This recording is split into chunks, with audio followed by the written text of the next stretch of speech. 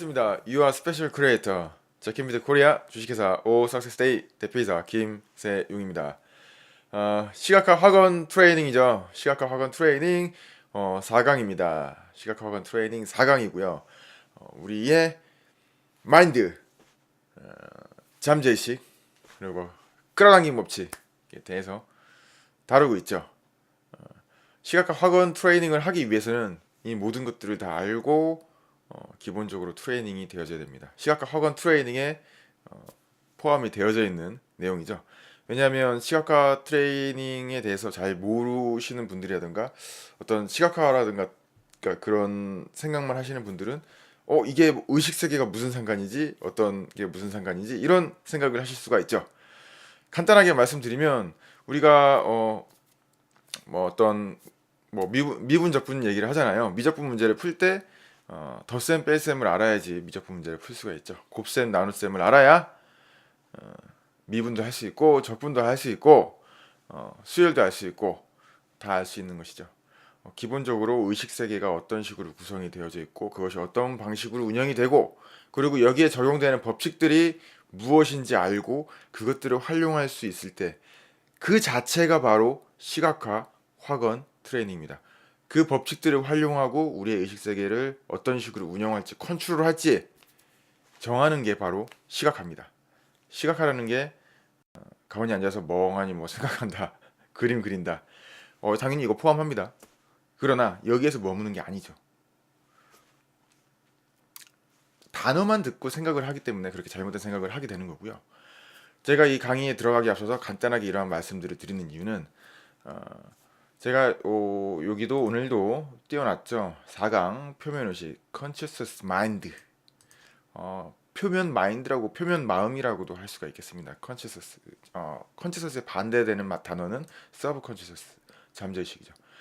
내가 뭘 모르는지 아는 것, 무엇을 모르고 얼마나 모르는지 아는 것, 그게 바로 Beginning of Wisdom 지혜, 알매, 지혜의 시작이라는 거죠. 그래서 우리가 시각화 확언을 하기 위해서 무엇을 모르는지 알고 시각화 확언에서 필요한 이런 컨시서스 마인드, 이 마인드의 특성에 대해서 무엇을 모르는지 알아야 이것들을 컨트롤할 수가 있고 우리가 원하는 것들을 만들어갈 수 있고 창조할 수 있는 것이죠. 그래서 표면의식이라고 제가 이제 표현을 하는데 요거는 이제 뭐 제가 번역을 해서 얘기하는 거고 우리나라 말에 뭐 딱히 컨시서스 마인드라고 표현할 수 있는 건 없잖아요. 근데 제가 계속 컨시서스 마인드라고 하면 좀 이질감 느낄 수 있으니까 일단은 그냥 뭐 표면의식이라든가 그냥 우리가 평소에 생각하고 있는 그런 마인드라고 이해를 하시면 되겠습니다. 첫 번째 특징은 컨스턴트 모션, 끊임없이 어떤 생각들을 만들어내는 겁니다. 그게 잡념이 될 수도 있고요.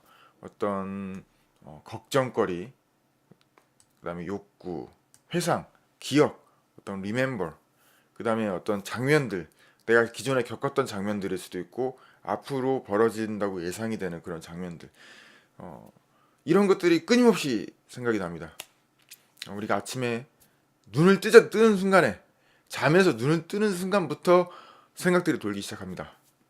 오늘 아침에 일어나서 뭘 하고 뭘 먹고 어디 가서 뭐 하고 이거 하고 저거 하고 저렇게 얘기하고 저 사람한테 저걸 말해야 하고 저거 약속을 해야 되고 이 일을 실행해야 되고 돌아와서 이걸 해야 되고 저걸 뭐 해야 되고 이런 것들 끝없이 반복되게 되죠. 머릿속에는 비어있는 틈이 없습니다. never stop이라고 얘기하잖아요. 끝없이 이어지는 것들 never stop. 끝이 없습니다.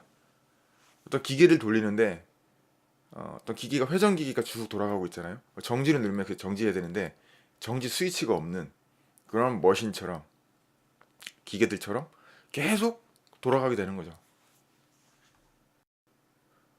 두 번째는 이 두 번째 특징은 정말 특이합니다. 사람이 자기 자신에 대해서 좀 어떻게 보면 잘 알고 있다고 누구보다 잘 알고 있다고 생각할 수도 있는데 또 어떤 면에서는 자기 자신에 대해서 잘 모른다고 생각이 들 때도 있잖아요. 그게 왜 그러냐면 이 마인드라는 거, 이 컨시스턴스 마인드라는 것은 누구보다도 나 자신에 대해서 잘 알고 있다는 것이죠. 내가 가장 두려워하는 것이 무엇인지 알고 있고요.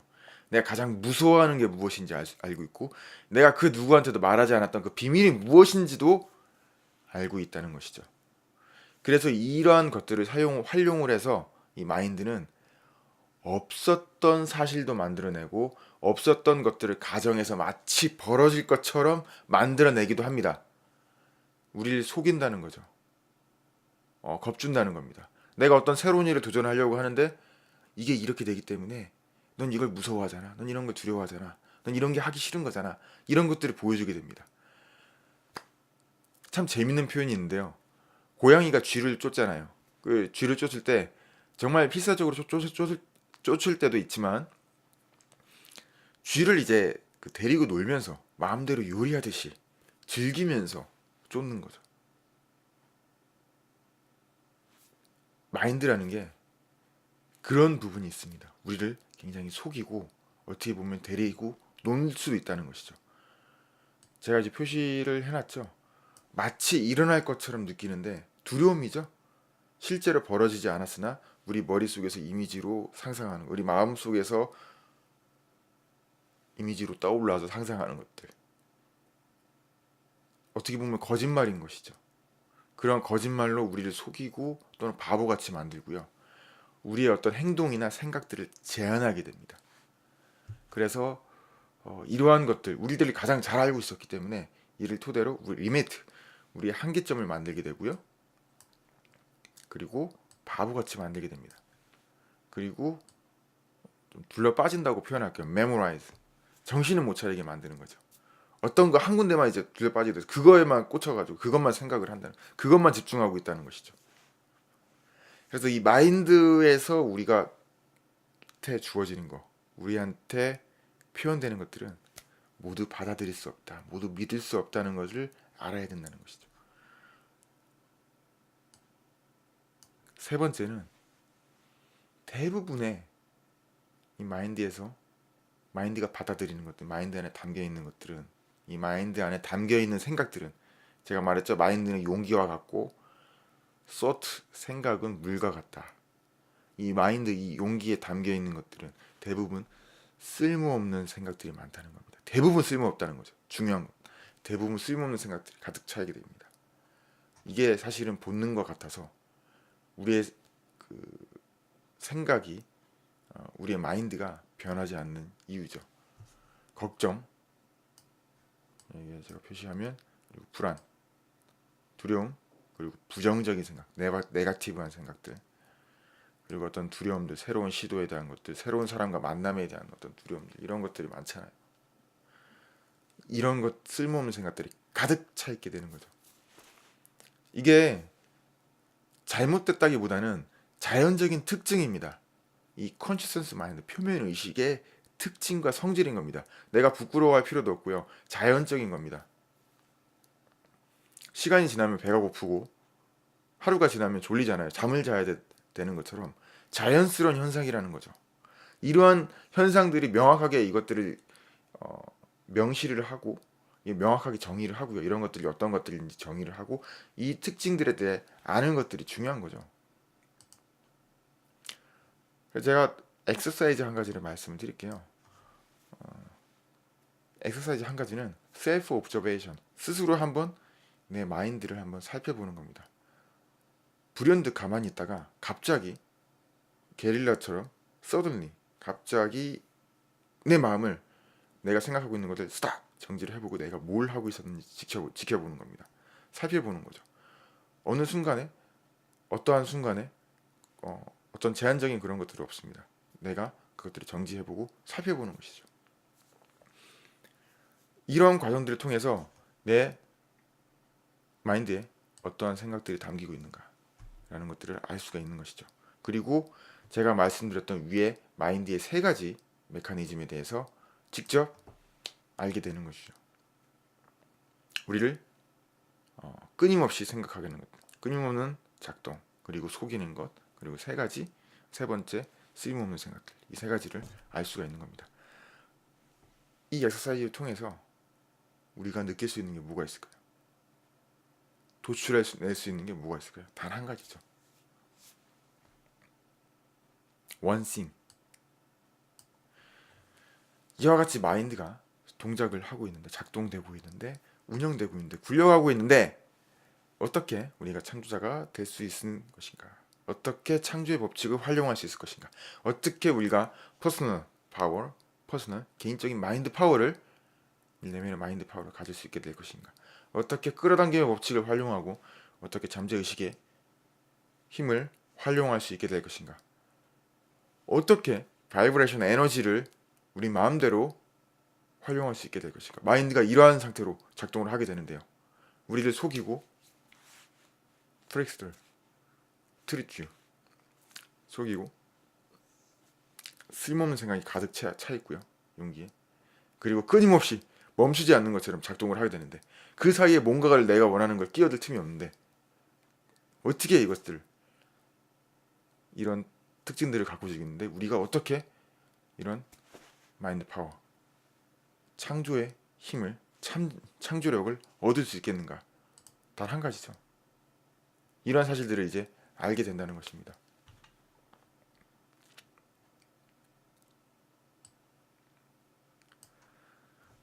제가 여기 밑줄 친 이 부분들을 잘 보시면, 우리의 사회와 문화들은 이러한 우리 마인드의 작동 과정, 메커니즘들에 대해서 잘 이해하지 못하고 알지 못하고 있었습니다. 그래서 그냥 우리 이런 마인드의 특징들을 방치시켜 놓을 수밖에 없었던 것이죠. 이러한 상황이 있는데, 자기네들 마음대로 이렇게 작동이 되고 있는데, 이러한 상황으로는 우리가 마인드를 컨트롤할 수가 없는 것이죠. 아웃 오브 컨트롤이잖아. 아웃 오브 컨트롤. 완전히 손을 놓게 돼 있고 방치가 되어져 있고 자기 마음대로 작동이 되고 있는 상황인 거죠. 이러한 상태로는 우리가 바이브레이션 에너지의 진동수를 바꿀 수가 없는 것이죠. 마인드 파워를 가질 수가 없는 것입니다.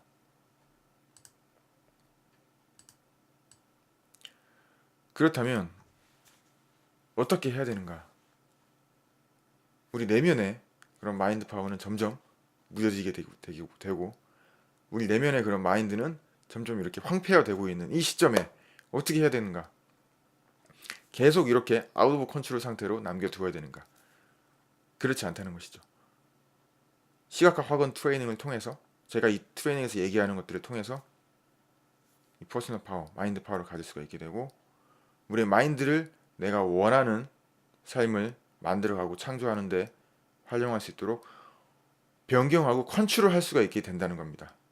앞으로 말씀드리고 앞으로 강의에서 말씀드리는 방법들을 통해서요.